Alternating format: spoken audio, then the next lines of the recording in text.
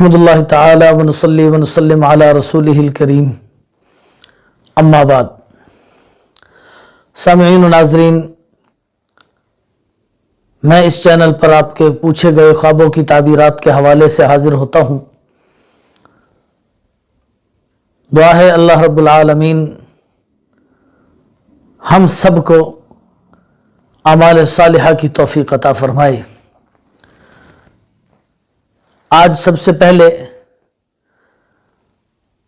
جس بھائی نے خواب کی تعبیر پوچھی ہے وہ کہتے ہیں کہ مفتی صاحب، کمرہ امتحان میں ہوں، اچانک میری بڑی بہن کمرے میں داخل ہوتی ہے اور مجھے کوئی کالی سی چیز پکڑا کر واپس چلی جاتی ہے۔ سائل ہالینڈ سے ہیں۔ تو محترم، عرض یہ ہے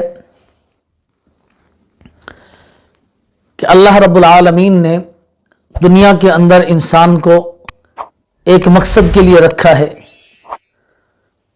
چونکہ دنیا ایک اعمال کرنے کی جگہ ہے اور اعمال امتحان کی مانند ہیں، تو آپ دنیا کے امتحان کے اندر مبتلا ہیں، لیکن آپ کے اعمال صالحہ کے درمیان آپ کے عزیز اقربا، آپ کی رشتہ داریاں، آپ کے کنبے اور قبیلوں کی وجہ سے آپ اعمال صالحہ میں کوتاہی کرتے ہیں، یا یوں کہہ لیں کہ فرائض، واجبات اور سنن میں آپ اپنے رشتہ داروں کی وجہ سے یا ان کی مصروفیت کی وجہ سے ان کے اندر کوتاہی کرتے ہیں۔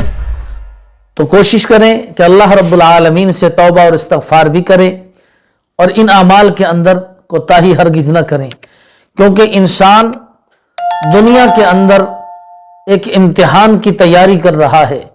اللہ رب العالمین نے ہر انسان کو موقع دیا ہے، اور مومنین کے لیے خاص طور پر حکم ہے کہ میرے بن کے رہو، میرے حبیب صلی اللہ علیہ وسلم کے طریقوں پر چلو، تو دنیا میں بھی کامیابیاں ملیں گی اور آخرت کے اندر بھی کامیابیاں ہی کامیابیاں ہیں۔